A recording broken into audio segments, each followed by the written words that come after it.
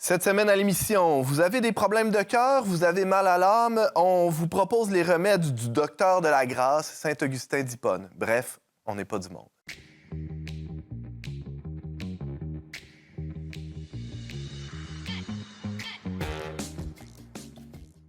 Bonjour et bienvenue à votre magazine Foi et Culture. Ici Antoine Malenfant, votre animateur pour cet épisode dédié à Saint-Augustin, une figure majeure, une des principales figures de l'Occident chrétien.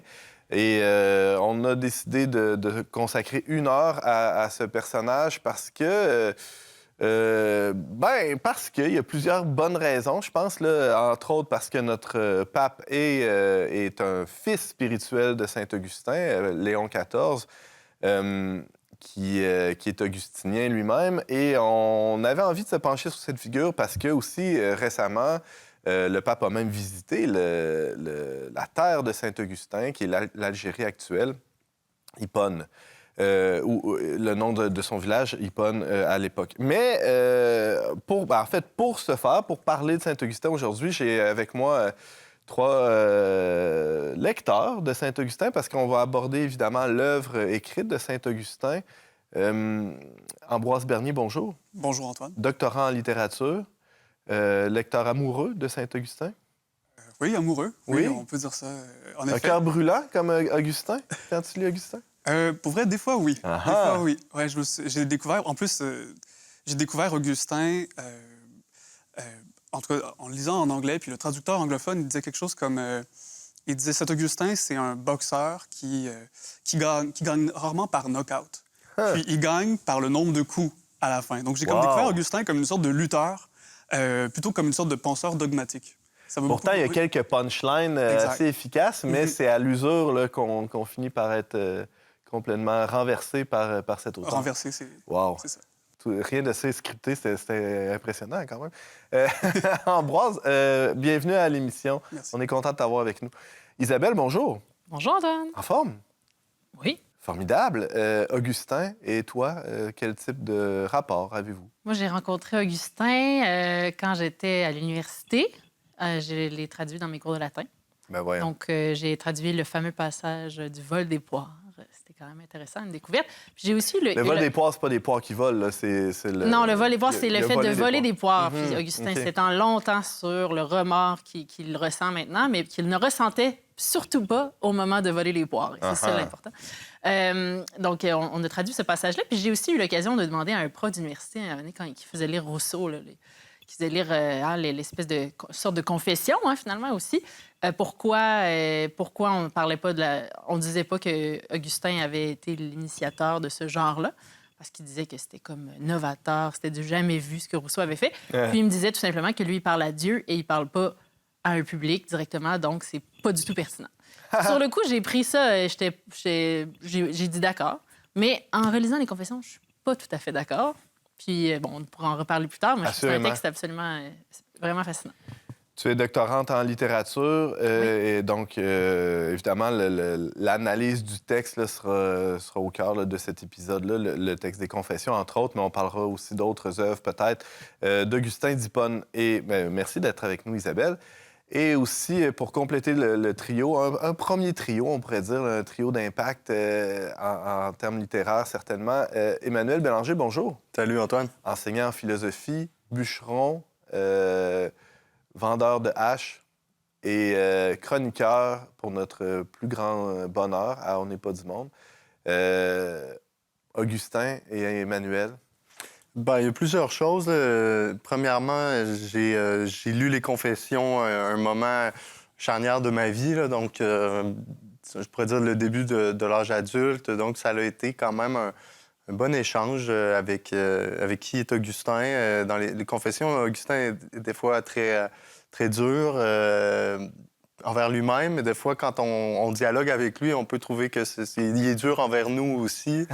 Donc, ça a été aussi je sais pas si une lutte, c'est le bon terme, mais ouais, moi, je vivais un moment charnière un peu crise d'amoureuse, vocationnelle, etc. Donc, ça a été un partenaire, ouais, je pense quasiment de tatami style jiu-jitsu. Là. Mais, puis après bon, je pourrais sans doute en parler, mais j'ai eu la grâce de faire un pèlerinage à Carthage, donc à Tunis, aujourd'hui, donc sur les traces des saints, les saints carthaginois.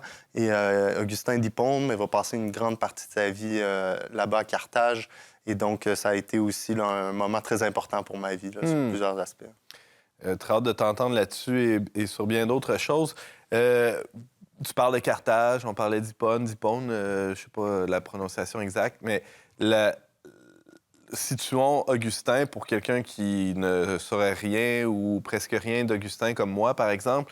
On est où et quand, Ambroise? Je connais pas les dates exactes. Peut-être que vous pourrez le... 354, 430. Peut-être Isabelle peut y aller. Ah non, mais vas-y. Okay. Elle, c'est les chiffres, toi, c'est les mots. Ouais, Vas-y. allons-y comme ça. Puis, donc, ce qu'on sait d'Augustin, c'est surtout grâce à ses confessions qu'il a écrites lui-même. Puis, donc, c'est ça, il naît à la fin de l'Empire romain d'Occident, donc fin du 4e siècle. Puis, il est éduqué... il est éduqué de manière laïque, quoique sa mère est chrétienne, catholique. Sainte Monique. Sainte Monique, exactement. Ouais. Puis, il va suivre des cours de rhétorique, il va faire partie des grands cercles philosophiques, puis il va même arriver à Rome, puis faire partie presque d'une cour de l'empereur. Il va écrire des discours pour l'empereur, puis c'est à partir de là qu'il va se convertir à ce moment-là. Tu dis il y a des cours de rhétorique, c'était presque opposé, ou en tout cas, c'était très différent de la philosophie, la rhétorique, dans le sens où on cherchait pas nécessairement la vérité, mais on cherchait à convaincre, et il a certainement développé ce talent-là. En quoi c'est déterminant pour Augustin, cette formation-là de rhéteur? Je ne sais pas si c'était si différent des deux, parce qu'au fond, bon, les mots amenaient quand même à penser puis à consulter de la philosophie tout de même. Mais oui, disons... Pour un dessin différent. Exact, oui, en effet. Donc c'est vrai que les rhéteurs étaient quand même, disons, impliqués dans la cité. Il y avait je sais pas, ils formaient des juristes, des choses comme ça. Tandis que les philosophes, bon, c'était peut-être plus un peu de leur côté ce qu'ils faisaient. Puis Augustin, bien, évidemment, donc non seulement il a appris la rhétorique, mais il a également enseigné la rhétorique. Ah oui? Donc, il savait utiliser les mots. Puis ça paraît tout à fait complètement dans son œuvre. Vraiment, c'est majeur. Donc, une sorte de prose qui est aussi poétique, des jeux d'antithèse tellement impressionnants. Mais pour lui, la philosophie n'a jamais été... En tout cas, ça fait toujours fait partie de sa vie, je pense. Oui. Isabelle, Ambroise le disait bien, on est à la fin du 4e siècle là, pour ce qui est du début de la vie d'Augustin. C'est quand même un moment important dans l'Antiquité. En fait, on est dans l'Antiquité très tardive. Qu'est-ce qui se passe dans le monde à ce moment-là? Bien, ceux qui connaissent la date de 476 pour la chute de l'Empire romain, ça approche. Hein? C'est quelques années, quelques décennies après la mort de Saint-Augustin. Donc, il est entre deux conciles. Donc, il y a quand même des conciles qui sont très rapprochés dans les premiers siècles de l'Église. Il y a beaucoup de choses qui se passent au niveau des doctrines et tout ça. Puis c'est un des premiers pères de l'Église. Hein. Donc, un des premiers, docteurs de l'Église. Dans ceux qui sont nommés comme docteurs de l'Église, il y a lui, il y a Saint Jérôme, qui est celui qui a traduit le Nouveau Testament donc en latin. Il a la fameuse Vulgate, s'il y en a comme moi qui connaissent ce texte-là, qui a fait autorité jusqu'à il n'y a pas si longtemps que ça. Et Saint Ambroise, qui était le maître, finalement, une sorte de maître spirituel de Saint-Augustin, et qui est aussi un docteur de l'Église, et Grégoire le Grand. Donc, 4 figures essentielles qui sont super importantes. Puis c'est aussi peu après que l'Empire romain soit devenu chrétien officiellement. Il y a quelque chose après Constantin. Là. Donc, il y a quand même le christianisme a un certain air d'aller, on pourrait dire, mais il y a quand même... Parce qu'on est après les persécutions, il y a eu les 10 000 Après certaines persécutions, il y en aura d'autres ailleurs aussi, mais pour ce qui est officiellement, à Rome, ça s'est calmé. Il y a eu les 10 000 ans qui est venu comme officialiser ou permettre, en tout cas, la vie, le culte chrétien à la grandeur de l'Empire. Donc, mais à cette montée du christianisme-là, se croise la chute de l'Empire romain. La chute de l'Empire romain aussi il y a aussi la prise de Rome par Alaric, puis éventuellement, la ville même d'Hippone est prise par des Vandales, là, qui sont tous des peuples barbares, si je ne me trompe pas. En tout cas, donc, il y a des origines... Bref, c'est des étrangers, là. C'est des gens qui viennent de l'extérieur et qui viennent prendre ces villes-là. Et Saint-Augustin, loin de lui l'idée d'être désespéré de ces prises-là, plutôt espère la conversion des Romains, puis il se concentre là-dessus. Donc, il y a quand même... oui, il y a beaucoup de troubles politiques, mais ça ne le trouble pas nécessairement. Ça ne le trouble pas lui-même nécessairement. Donc, il va cheminer à travers ça. Je pense que peut-être qu'Emmanuel pourra nous en dire davantage, sans doute certainement plus que moi. Là, mais il y a aussi la question des donatistes, là, qui est quand même une question importante, là, qui le combat plutôt activement, là, qui sont une genre de... plutôt un schisme qu'une hérésie, il me semble. Donc, des gens qui sont un peu puritains, presque, là, c'est un peu anachronique. Mais pour dire, c'est des gens qui veulent pas, qui pensent que les sacrements conférés par des prêtres qui sont impurs ou qui ont commis des péchés au moment de faire les sacrements sont invalides. Ce qui n'est pas ce que l'Église enseigne aujourd'hui et ce que Saint-Augustin conteste également.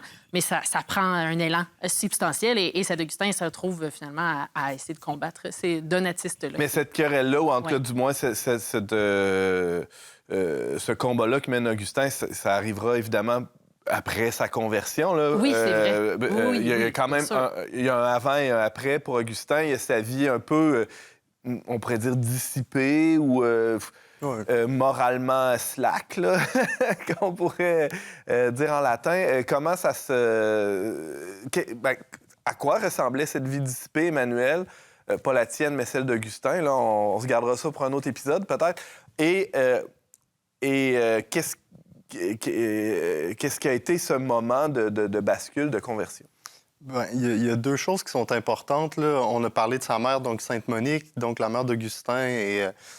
sans doute la sainte femme, la sainte maman par excellence, là, après la Vierge Marie, bien sûr. Mais il y a aussi la figure de son père, Patrice, si je me rappelle bien, qui était un homme assez dur, assez violent, qui, lui, était un païen un peu endurci. Et on a l'Augustin entre les deux.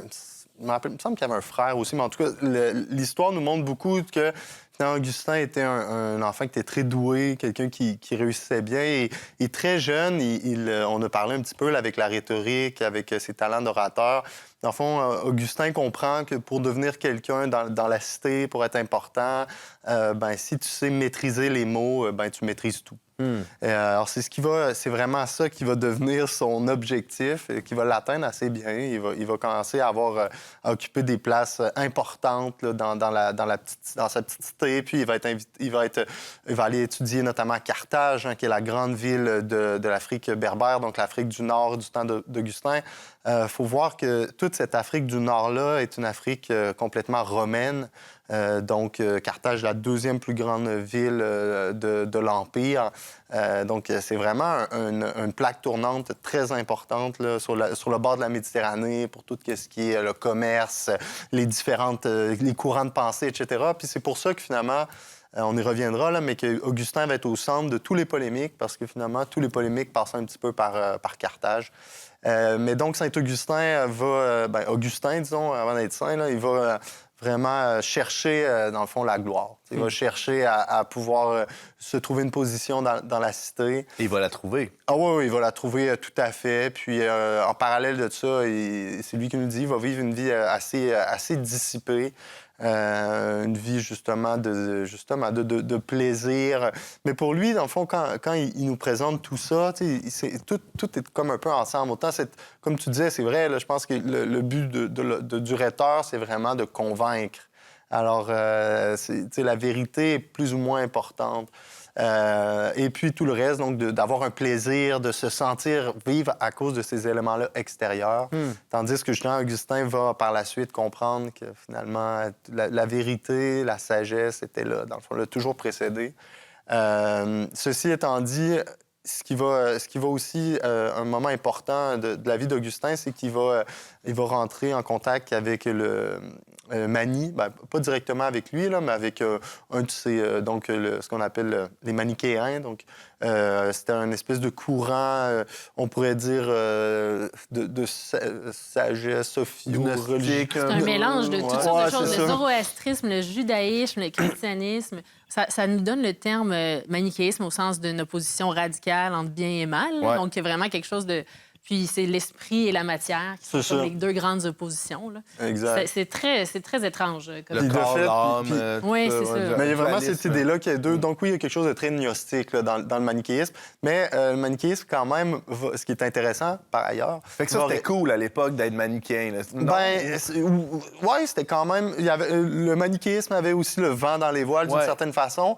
Et il y avait quelque chose, finalement, d'assez séduisant pour le commun des mortels. Donc, c'est ça ce qui est assez intéressant que, finalement, Saint-Augustin va se laisser prendre à ça. Parce que il va quand même... on parlait de lutte, là, on va y revenir, mais il va quand même lutter avec le manichéisme un bon moment. Puis ce que je voulais dire, c'est que, finalement, le manichéisme, l'idée derrière le manichéisme va rester dans l'histoire de l'Église, et même Thomas d'Aquin va en parler. Il y a toujours cette idée-là, finalement, de enlever un peu les zones grises, puis de voir d'un côté, c'est comme le bien, l'élévation, l'esprit, puis de l'autre, le mal, la corruption, la matière. Donc, Augustin va rentrer en contact avec ça, va être quand même séduit au début, puis, petit à petit, il va s'en éloigner. Puis c'est ça. Puis, alors, je sais pas, moi, il y a un moment où je crois qu'il est crucial, là, dont Saint-Augustin parle dans les Confessions, là, si je me rappelle bien, c'est au livre 5. Il parle justement du moment, c'est un moment, selon moi, charnière de sa vie, où il veut, au lieu de retourner enseigner ou de rester enseigné à Carthage.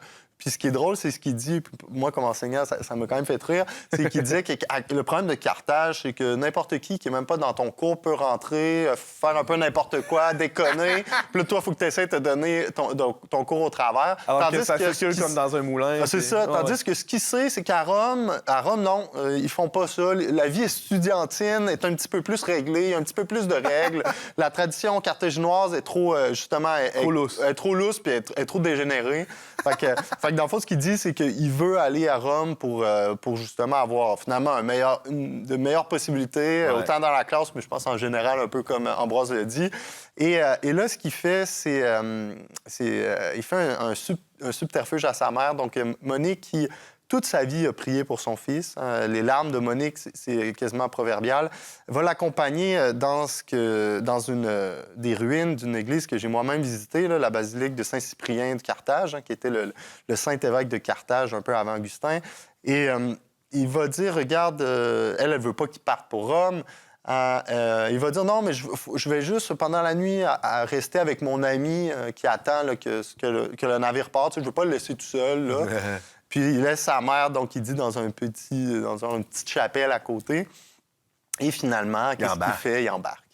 Il embarque et il laisse sa mère derrière lui. Et dans les confessions, ce qu'il dit, on parlait, Augustin, c'est magnifique. Là, on le lit, puis il écrit. Là, moi, je ne l'ai jamais lu vraiment en latin. Là. C'est un latin qui est quand même assez difficile. Donc, bravo. Mais tu sais, justement, il y a une phrase là-dessus, il dit Dieu n'a pas voulu exaucer les pleurs d'un jour pour exaucer sa prière de tous les jours, en parlant de sa mère. Donc, il n'a pas voulu qu'Augustin ne parte pas pour Rome pour pouvoir exaucer sa prière fondamentale, qui était de faire de lui un chrétien.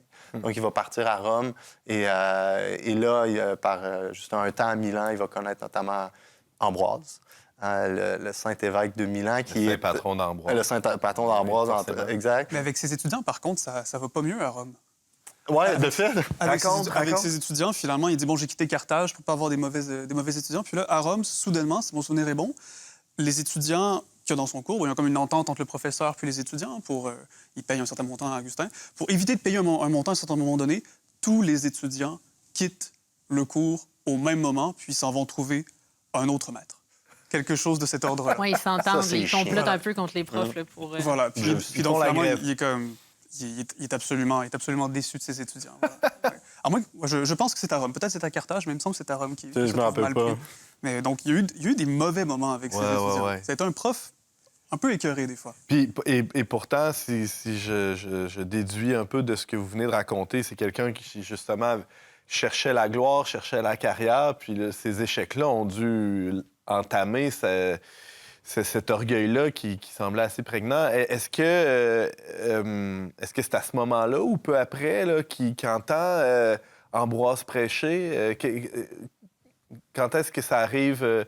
Quand est-ce que ça arrive, cette... Il y a un moment dont on n'a pas parlé, mais c'est sa lecture d'un texte de Cicéron.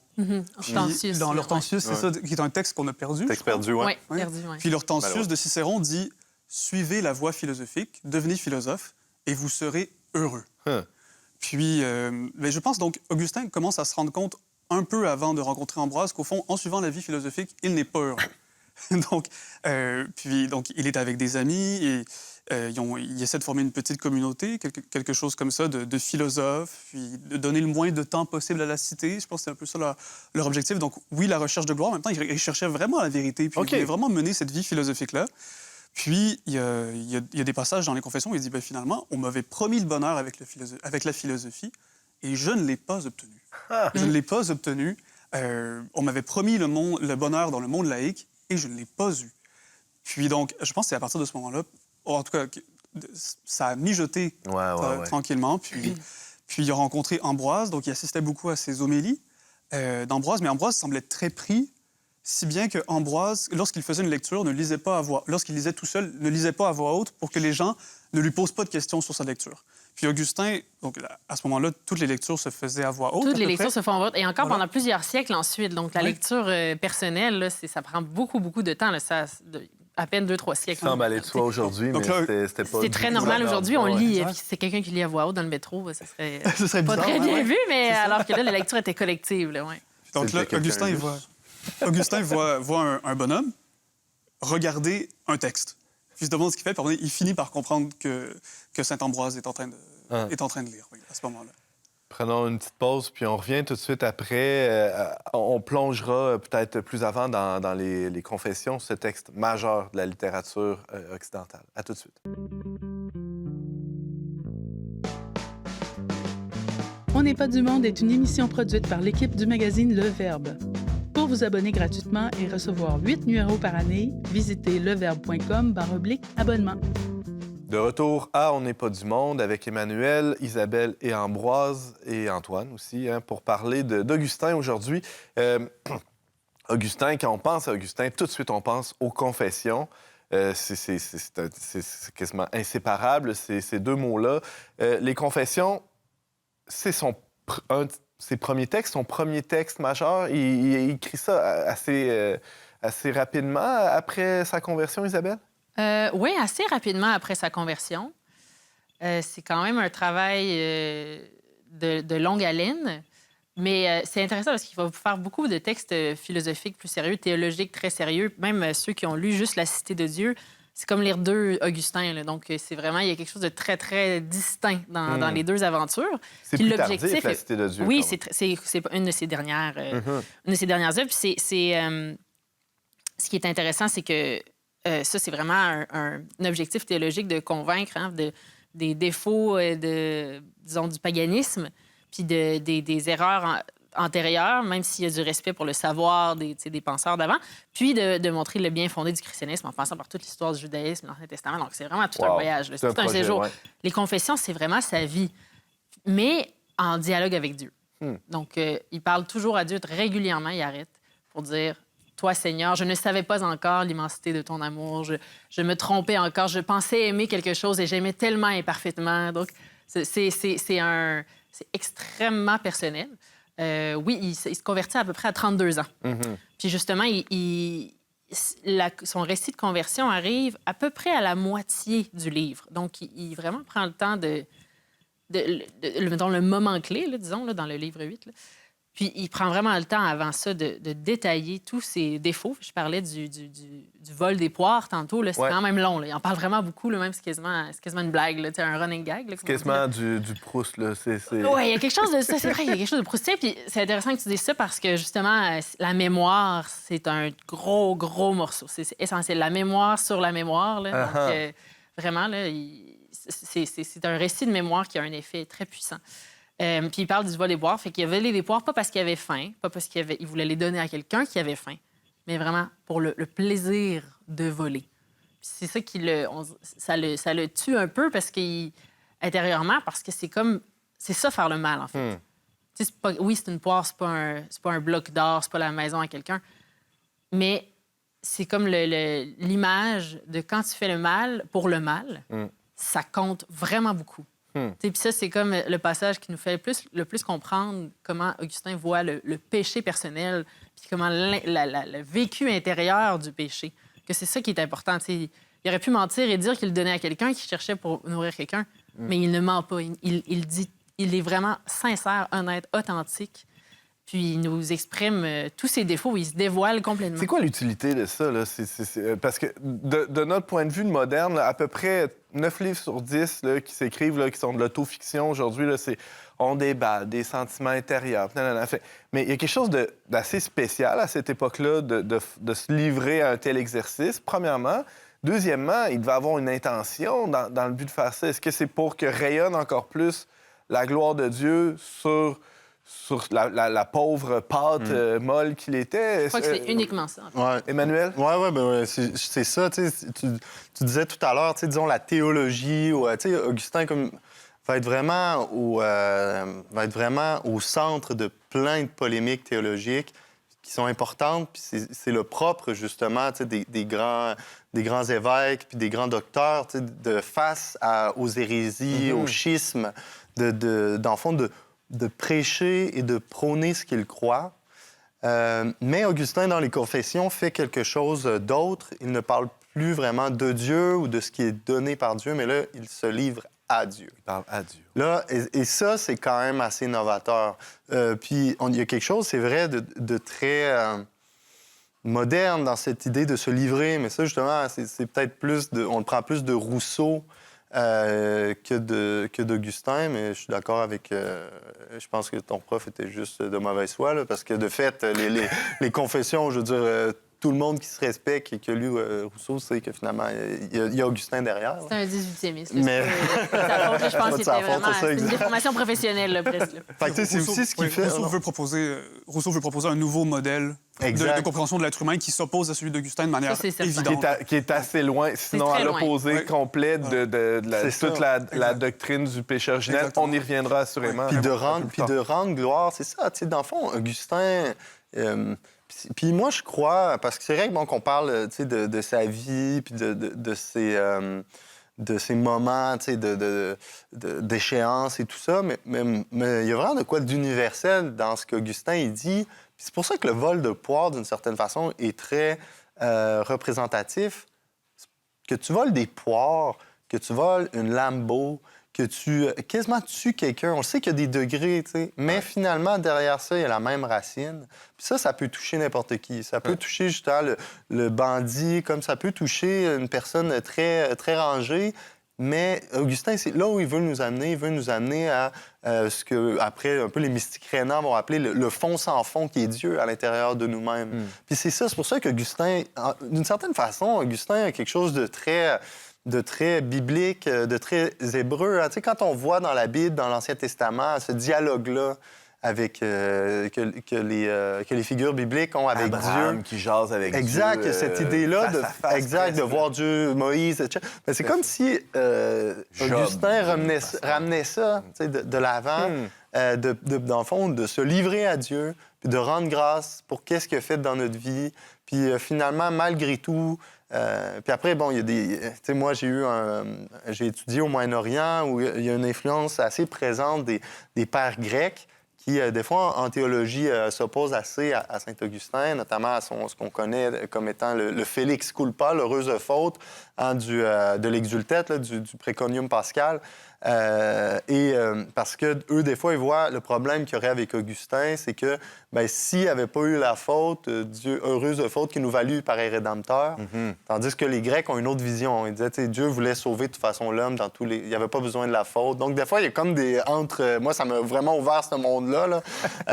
Mais ce qui est sûr, c'est que Augustin nous permet vraiment il nous donne les mots. Je pense que c'est vraiment ça. Il nous donne les mots. Il nous donne aussi de participer à ce cœur-là, à ce cœur ardent, de rentrer en dialogue avec Dieu, puis de voir que finalement, on est souvent comme un peu... on se perd à l'extérieur de nous-mêmes. Puis après, on pourrait aller très profondément là-dedans. Là. Mais il nous dit que finalement, Dieu, il est déjà là. Dieu nous précède toujours. Hein, puis Dieu nous accompagne. Et fait feu de tout bois peut prendre n'importe quel élément de notre vie, aussi dissipé soit-elle, et le transfigurer en quelque chose de formidable. Encore, on est ici dans un plateau, sur un plateau pas dans un plateau, mais sur un plateau au 21e siècle. On parle de ce gars-là qui était un raté à bien des égards, mais que sa vie a pris tout un tournant au point où il rayonne jusqu'à nous aujourd'hui. Il y a eu, après sa conversion, il a entendu Saint Ambroise prêcher à Milan, puis... Sa vie a changé. Il s'est mis à vivre vraiment selon l'Évangile, à donner sa vie à l'Église par le sacerdoce, même en devenant évêque. Raconte-nous tout ce cheminement-là, Ambroise, de sa vie plus cléricale, mettons. Je ne peux pas faire dans l'histoire de cette vie cléricale-là, mais bon, il retourne à Carthage après avoir passé du temps à Rome. Il retourne... voilà, puis sa mère décède... peu de temps après sa décision de revenir à Carthage. Bon, puis il manque un évêque à Carthage ou à Hippone, j'ai oublié, je pense que c'est à Carthage. Puis bon, donc il décide de se faire évêque. Mais ce qu'il va y avoir surtout, puis Isabelle, je trouve que tu l'as bien mentionné, c'est il va y avoir surtout des conflits entre groupes chrétiens. Puis au fond, on parle beaucoup des confessions, mais ce qui va marquer sa vie cléricale, c'est deux choses importantes. D'abord, il fait des sermons à l'Église, donc il est impliqué dans sa paroisse. Donc, je pense qu'Emmanuel t'a apporté une immense édition des sermons C'est le premier rôle d'un évêque, en théorie, enseigner, c'est-à-dire édifier le peuple par, justement, des sermons, des écrits qui viennent annoncer la vérité et écarter les hérésies quand c'est nécessaire. En effet, donc, enseigner la vérité. Puis ensuite, bon, il y a des gens qui s'essayent aussi à enseigner la vérité, puis ils disent, non, ça fonctionne pas. Ça fonctionne pas. Puis donc, il le fait vraiment dans plein de textes différents. Donc, contre les donatistes, contre certains pères de Marseille. La Cité de Dieu aussi, c'est pas juste un ouvrage d'histoire, c'est un ouvrage qui est dédié qui est dans un contexte quand même. Donc, toute sa théologie, c'est de la rhétorique au sens de c'est situé, comme une dénonciation qui est située, pour parler en termes de rhétoricien. Puis, oui, voilà, donc son œuvre est profondément située, puis sa vie religieuse l'est profondément aussi. C'est pas... Oui, voilà. Il écrit beaucoup, Isabelle. en fait... j'ai oublié de le mentionner plus tôt, mais c'est pas immédiatement qu'il écrit ses confessions. Puis il en écrit plusieurs, déjà, des textes comme ça. Puis il en écrit plusieurs après. Puis après ça, il écrit La Cité de Dieu. Puis j'ai l'impression que les confessions, c'est pas comme un livre à succès, là, nécessairement, de son époque. Évidemment, mais je pense que c'est une autre manière d'enseigner, quasiment. Mais qui est très sincère, là, c'est très touchant. Mais c'est qu'il est déjà engagé dans sa vie de chrétien à ce moment-là, puis ce sera toujours un pédagogue presque. Mais c'est que c'est un pédagogue tellement habile qu'il peut aller jusqu'au plus profond de lui-même pour finalement partager quelque chose. Puis j'aimerais ça, je trouve la conversion, on a passé vite dessus, là, mais moi, je trouve ça fascinant quand même. Ça s'appelle, il y a comme un passage dans le livre 8, là, sa rencontre après avec Ponticanus, qui est déjà converti. Puis là, lui est là avec son ami Alypus, puis les deux vivent à peu près un moment, une espèce d'épiphanie ensemble. Puis ce qu'il vit à ce moment-là, c'est qu'il sait que la parole de Dieu, donc, le convainc. Donc, vraiment, il est convaincu de la vérité derrière le christianisme. Mais il ressent un profond dérangement intérieur de résistance à la parole. Puis il décortique ça en disant, mais ma volonté... Quand j'utilise... Quand l'Esprit dicte à la main de prendre quelque chose, de faire quelque chose, elle le fait. Mais quand l'Esprit dicte à lui-même de faire quelque chose, il ne le fait pas. Donc, il est vraiment fasciné. Puis aussi, il y a un passage, je trouve, qui est magnifique. Là, où Fait qu'il y a la lutte avec le lecteur, mais il y a Oui, la lutte à l'intérieur exactement. même de l'auteur. Il nous parle toujours de ça. Puis moi, je trouve que ça, c'est ça qui nous invite vraiment dans son parcours de conversion parce que on peut se reconnaître là-dedans. En tout cas, moi, je me reconnais certainement là-dedans. Ouais. Puis, notamment sur la question des vanités, tout ce qui est la mondanité. Il dit, elle me retenait, bagatelle de bagatelle, vanité de vanité, mes amis de toujours. Elle me tiraillait par ma robe de chair et elle me susurrait, tu nous donnes congé? Mais dès cet instant-ci, nous ne serons plus tes compagnes, plus jamais et pour toujours. Donc, il y a vraiment une espèce de la tentation qui vient te tirer. Genre, tu sais que tu ne pourras plus jamais. Puis, et c'est la même chose pour laquelle, quand il était plus jeune, il avait demandé, il a dit, guéris-moi de moi la chasteté, mais pas tout de suite.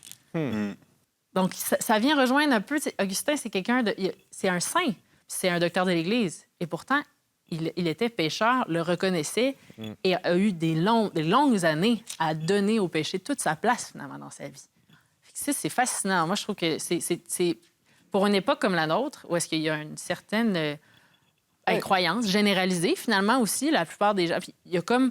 de voir quelqu'un qui a un parcours comme ça. Et malgré tout, il y a un retour du puritanisme, c'est-à-dire une espèce de désir de purifier l'espace public, l'espace privé même aussi. Cette intolérance à l'ambiguïté, au mal. Je crois que c'est pas une coïncidence que les deux choses arrivent en même temps. C'est ça. Et lui est une sorte d'antidote à ça, non? Absolument. Absolument. Et pour lui, il annonce une bonne nouvelle, mais il y a une espérance qui dépasse vraiment le temps présent aussi. Puis c'est pour ça qu'il se trompe beaucoup moins que d'autres, finalement, à son époque, parce que les tentations du puritanisme, les tentations du paganisme, finalement, c'est pas les réponses, c'est pas la vraie réponse. Puis il examine toutes sortes de questions, même dans la cité de Dieu, un petit peu plus loin, il examine toutes sortes de questions sur même les miséricordieux qui pensent que, bon, les gens vont en enfer un certain temps, mais qui reviennent. Après ça, il va dire qu'est-ce que les gens voient quand ils sont morts, est-ce qu'ils vont voir Dieu? Lui, il dit qu'ils vont voir le visage de Dieu. Donc, on retrouve des éléments théologiques qu'on va trouver pendant des siècles ensuite, qui vont être réaffirmés chez saint Thomas d'Aquin, qu'on peut même voir chez d'autres auteurs plus tard, chez Dante. Et il y a comme... c'est fascinant parce qu'il est au 4e siècle. Il est au 4e siècle. Jésus, il vient de vivre. Il est tout récent. C'est tout récent, la résurrection. Là. Et déjà, il nomme tous ces grands enjeux-là, toutes ces grandes questions-là qui traversent la foi, l'Église, la spiritualité, dans une densité presque inégalée. Là. Oui. C'est sûr que l'Empire romain, comme tu parlais tout à l'heure, donc l'édit de Milan, puis ensuite de Théodose, le fait que le christianisme devient cette religion de l'Empire, en fait... Une catharsis ou un carrefour historique. Oui, c'est ça, exactement. Il y a vraiment tout... on peut se poser la question, pourquoi le Christ a décidé de s'incarner dans le temps, au milieu de l'Empire romain. L'Empire rendait possible quelque chose, c'est-à-dire tous les chemins mènent à Rome, et donc tous les chemins aussi partent de Rome. Donc il y avait vraiment cette possibilité-là de diffusion duquel les apôtres ont vraiment comme tiré parti. Là. Puis Augustin, en fond, ce qui se passe, c'est que lui, il va... finalement, on dit que ça devient la religion de l'Empire, mais le paganisme reste. Païen, ça vient justement des paysans, là, donc un petit peu plus dans les coins un peu plus reculés de l'Empire. Donc le paganisme reste, puis il y a quand même finalement plusieurs christianismes aussi qui sont là. On le disait, il est entre deux conciles, mais finalement, Augustin, c'est parce qu'avant lui, il y a quand même eu aussi de grands pères de l'Église, des personnes comme justement Tertullien, Justin, Origène. Donc, il y a déjà des grandes questions qui ont été débattues, l'arganisme, etc. Et il y a des relents de tout ça qui restent, et donc c'est vraiment ça à quoi il va faire face.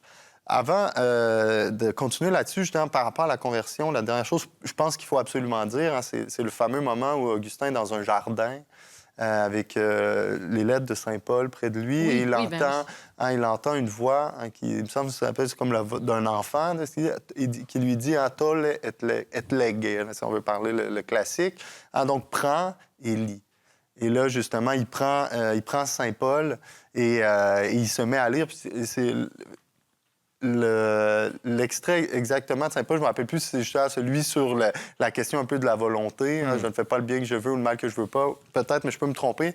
Toujours Augustin est-il... et Paul sont très proches sur cette question. Bien, toujours est-il, c'est ça, que dans le fond, Augustin va avoir vraiment un moment où, un peu comme Saint-Paul, d'une certaine façon, il va entendre la voix, sans doute la voix du Christ, hein, qui lui parle et qui lui dit de faire quelque chose. Et là, il va voir là-dedans qu'il y a la vérité, je pense. Puis c'est ça qui va lui permettre par la suite de pouvoir être comme le grand homme et le grand pasteur aussi. Je pense que c'est important, parce qu'il n'a pas juste été évêque par acclamation, hein, parce que c'est comme ça qu'il faisait des évêques.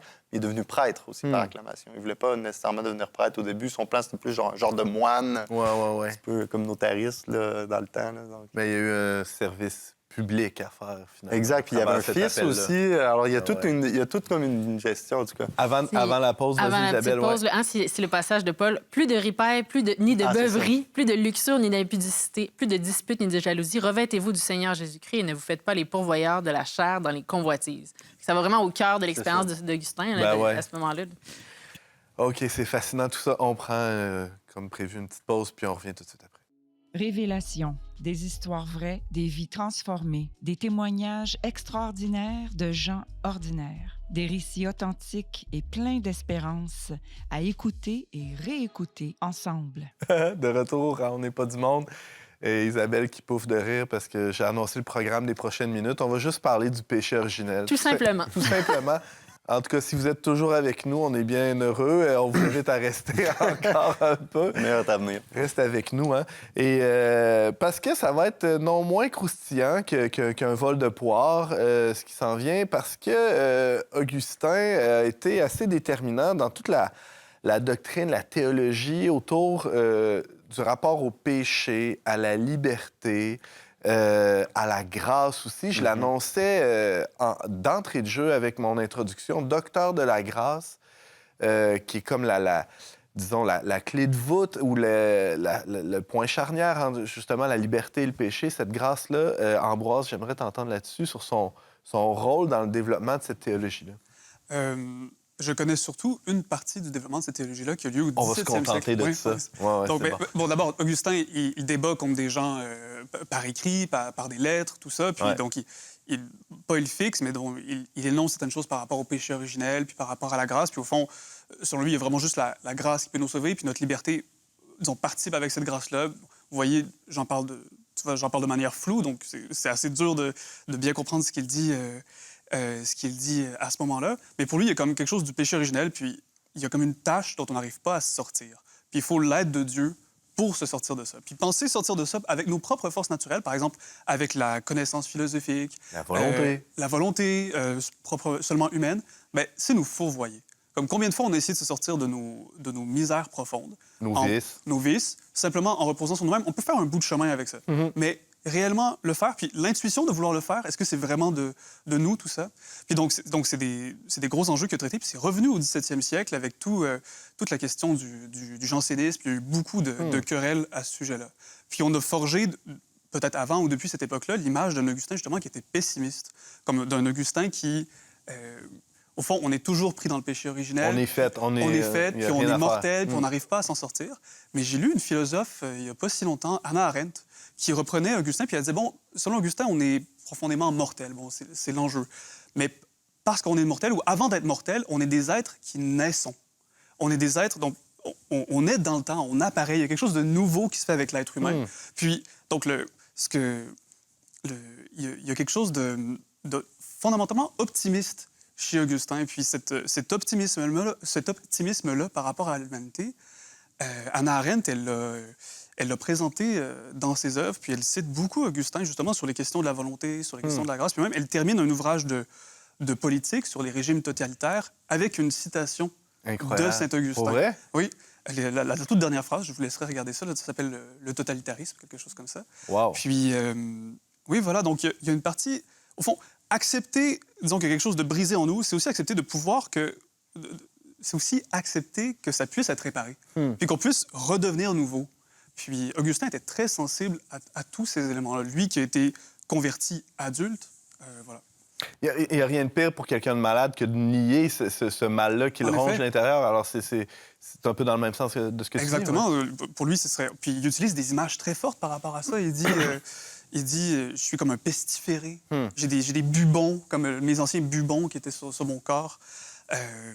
Oui, voilà. Donc, puis il utilise des images très fortes pour la personne qui essaie de se libérer du péché, qui essaie de se libérer de ses problèmes sans l'aide de Dieu. Ouais. J'en ai apporté 2-3 Vas-y. que je vous lis. Là. J'avais répandu mon âme sur le sable en aimant un être mortel comme s'il était immortel.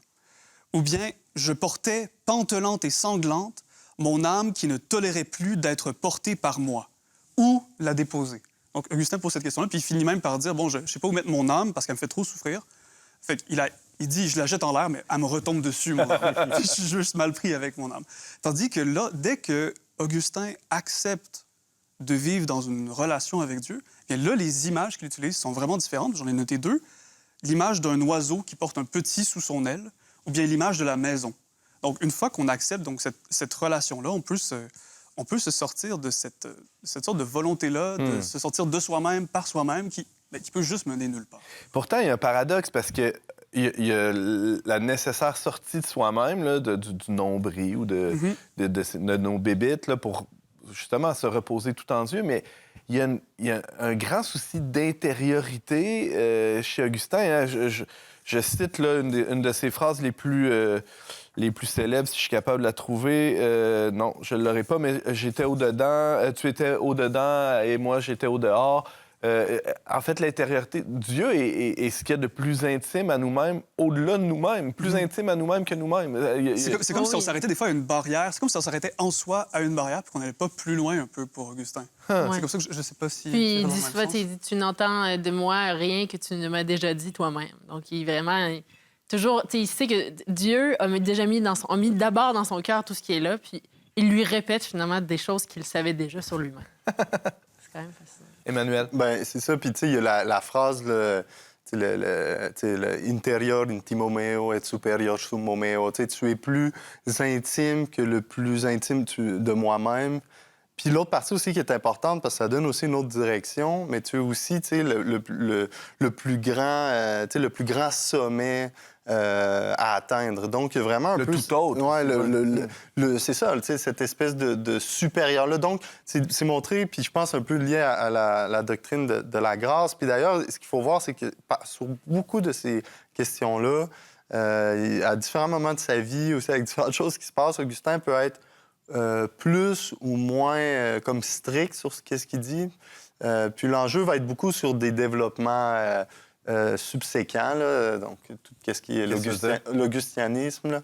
Ben, tu sais, que ce soit Luther. Hein, Luther est moine augustinien, la sola gratia. Donc, il y a vraiment tout...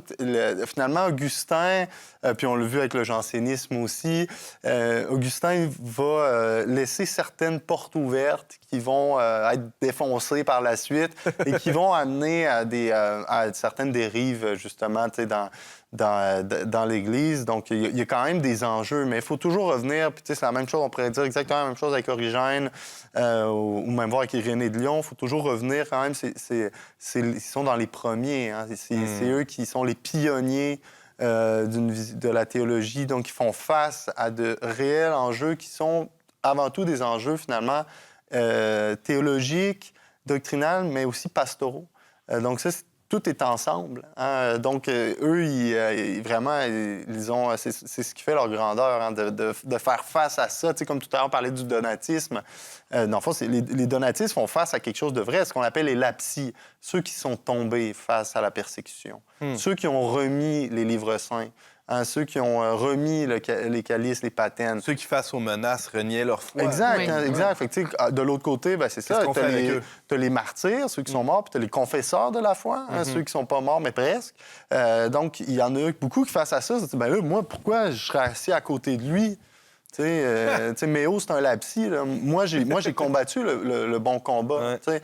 Donc, c'est de véritables enjeux. Mais tu vois, Augustin, face à ça, il dit, c'est ça. Finalement, c'est la grâce. Puis il y a des choses qui nous qui nous échappent aussi. Je pense que ça, c'est quand même important. Mais pour revenir à l'idée, vraiment, je pense, fondamentale d'Augustin, c'est ça, c'est que finalement, face à Dieu, tu as Dieu qui nous porte, qui nous soutient, puis Dieu qui nous donne aussi la direction, qui nous élève. Donc, il y a toute cette espèce de dialogue-là, finalement, avec Dieu, auquel c'est ça qui est beau dans Saint-Augustin, c'est qu'il nous invite à prendre place dans notre dialogue aussi face à Dieu. Parce que finalement, c'est vrai que Saint-Augustin ne dit rien à Dieu que Dieu ne sache déjà. Mais Dieu veut que Saint-Augustin le dise. Hein, c'est comme quand, avec un enfant, tu dis à maman qu'est-ce que tu as fait ou qu'est-ce qu'on a fait. Hein, on va ensemble, on le sait, peut-être même elle le sait déjà, mais le fait que l'enfant le dise, le fait... Hein, il y a tout ça, qui finalement, l'enfant se révèle, puis c'est ça qu'il faut qu'il se passe d'une certaine façon avec le s'inscrit dans cette histoire-là, dans cette relation-là, en le verbalisant carrément. Oui, tout à fait. Oui, vas-y, Isabelle, après, j'irai ailleurs, oui. Bien, en fait, c'est un petit peu ailleurs au sens où, mais ça reste dans le pessimisme. Moi, au contraire, en lisant les confessions, je trouve pas ça du tout pessimiste, au sens où c'est toujours pour mieux ramener à l'amour de Dieu, finalement. Il y a ça. Mais il y a un passage en particulier ici que ça m'a interpellée en plus parce qu'on parlait du parcours à travers la philosophie qui amène au bonheur. Mais il dit ici au livre 10, « En vérité, comment te chercher, Seigneur? En vérité, lorsque je te cherche, toi, ô mon Dieu, c'est le bonheur que je cherche. Puissais-je te chercher pour que vive mon âme, car mon corps vit de mon âme et mon âme vit de toi. » Donc, il y a quand même, ça résume un peu la quête qui est optimiste dans tout ça, c'est-à-dire chercher le bonheur, chercher Dieu et laisser Dieu nous faire vivre, finalement. Parce qu'on parlait de jansénisme, là, ça a été évoqué à 2 reprises dernièrement dans ce que vous disiez, les gars. Il y a un mépris du corps chez les jansénistes. Et là, ce que tu viens de lire là, Isabelle, c'est tout ça mène à Dieu, même le corps, même nos chutes. Tu parlais de Félix Culpa, heureuse faute, peuvent, par la grâce, nous rapprocher de Dieu, c'est ça? Ben, c'est ça, puis il y a un truc, tu sais, un autre 2 mots en latin qui sont vraiment importants, puis moi qui ont été très importants aussi dans ma vie, c'est le etiam peccata, même les péchés, même le péché. Hein, Dieu utilise même le péché pour nous sauver. Puis ça, c'est vraiment... Ça, je pense qu'Augustin, dans ce sens-là aussi... Et ça célèbre Maxime, là, aime et fais ce que tu veux, ça va dans le même sens. C'est-à-dire, si on ordonne tout à l'amour de Dieu, l'amour qui est Dieu, puis il n'y en a pas de problème. Il n'y en a pas de problème. C'est un virtuose de l'amour. Je pense qu'il n'aurait pas nécessairement fait la même erreur qu'un janséniste, au sens où il avait fait ces erreurs-là dans le manichéisme déjà. Il y avait déjà une espèce de dégoût du corps qui était là-dedans. Fait que je pense que il avait déjà goûté à ça, puis il voyait l'erreur déjà de ça. Donc, même si l'être aux Romains l'invite à s'éloigner des péchés peut-être plus charnels, il y a un équilibre quand même dans l'œuvre d'Augustin, mettons, dans lui. Après ça, il peut y avoir des dérives subséquentes là, dans l'interprétation. Mais non, c'est ça, c'est vraiment mesuré là, quand même, même si c'est toujours extrême dans un sens. C'est extrême et mesuré. C'est intense. C'est intense, c'est vrai. Moi, je me reconnais là-dedans. Je suis une personne intense. Ouais, c'est ça. Du cœur brûlant qui est enflammé. C'est comme ça qu'on représente Augustin, cette intensité-là. Il nous reste 2 minutes. L'héritage d'Augustin jusqu'à aujourd'hui, on a évoqué le pape là, il y a quelques instants, mais dans l'Église, tu parlais de pastoral. En quoi ça peut nous aider aujourd'hui dans l'Église du 21e siècle, cette figure d'Augustin, la redécouvrir, par exemple?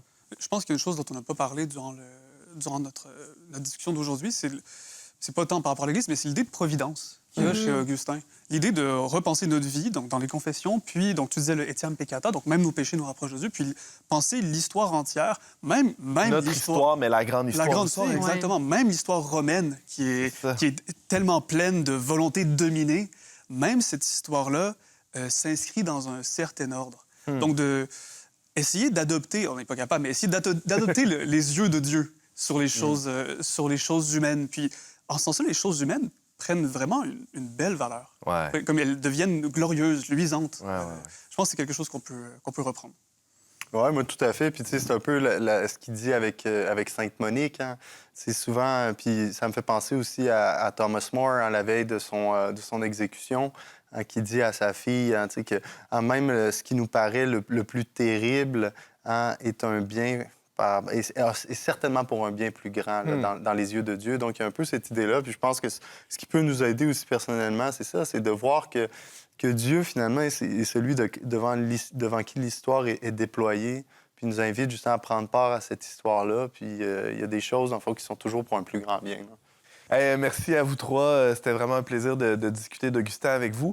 Je vous invite à, si vous voulez, continuer là, de ceux qui nous écoutent là, à découvrir d'autres contenus du même genre. On a toute une série d'épisodes d'On n'est pas du monde, dont certains parlent de littérature, de l'Antiquité, en fait, on aborde tous les sujets. Là. Tous les sujets sont bons à On n'est pas du monde.